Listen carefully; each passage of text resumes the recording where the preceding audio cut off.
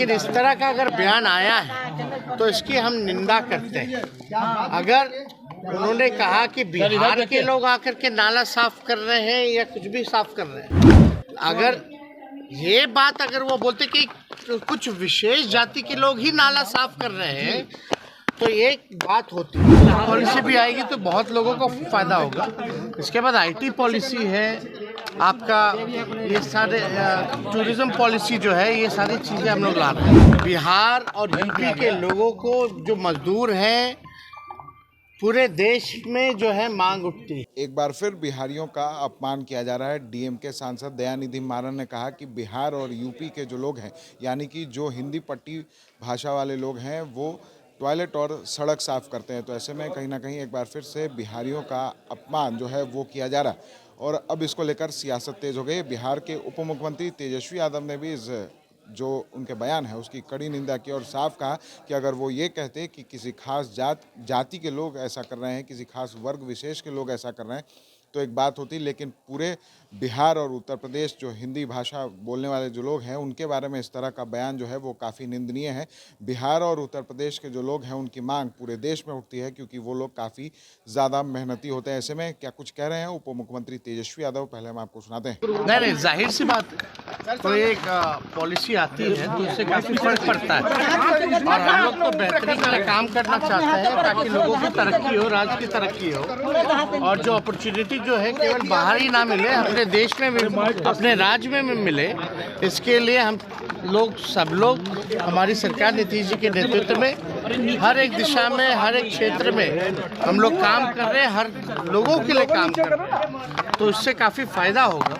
अब आप सोचिए जो खेल पॉलिसी हम लोगों ने लाया, अब उसमें से जो लोग मेडल लाए हैं उनको अब नौकरियां मिल रही हैं, वीडियो लेवल पे मिल रहा है, डीएसपी लेवल पे है, इंस्पेक्टर लेवल पे, तो समझिए अधिकारी बन रहे हैं। तो इस तरह से तो लोगों को फायदा हुआ ही है। पॉलिसी भी आएगी तो बहुत लोगों को फायदा होगा। इसके बाद आईटी पॉलिसी है आपका, ये सारे टूरिज्म पॉलिसी जो है, ये सारी चीज़ें हम लोग ला रहे हैं। तो आप लोगों का सवाल है कि भाई जो तमिलनाडु के जो नेता ने जो बात कही, पहली बात तो जो करुणानिधि जी की जो पार्टी है, डीएमके पार्टी, सामाजिक न्याय में विश्वास रखती है। अगर उनके दल के अगर कोई भी नेता अगर बिहारियों के बारे में कुछ बोले हैं बिहार यूपी के लोगों के लिए, तो बहुत निंदा करने वाली बात है। इससे हम लोग सहमत नहीं। बिहार और यूपी के लोगों को जो मजदूर हैं पूरे देश में जो है मांग उठती है, लोग डिमांड करते हैं। अगर वो ना जाए तो उनकी ज़िंदगी जो है ठप हो जाएगी दूसरे राज्यों में, और ये बात जो है लोगों को समझना चाहिए। लेकिन इस तरह का अगर बयान आया है तो इसकी हम निंदा करते हैं। अगर उन्होंने कहा कि बिहार के लोग आकर के नाला साफ कर रहे हैं या कुछ भी साफ कर रहे हैं, अगर ये बात अगर वो बोलते कि कुछ विशेष जाति के लोग ही नाला साफ कर रहे हैं तो एक बात होती कि भाई एक विशेष जाति के लोग ही क्यों नाला साफ कर रहे हैं। लेकिन उनका कहना अगर बिहार और यूपी के लोग आके हमारे यहाँ इस तरह का काम करते हैं तो ये निंदनीय है।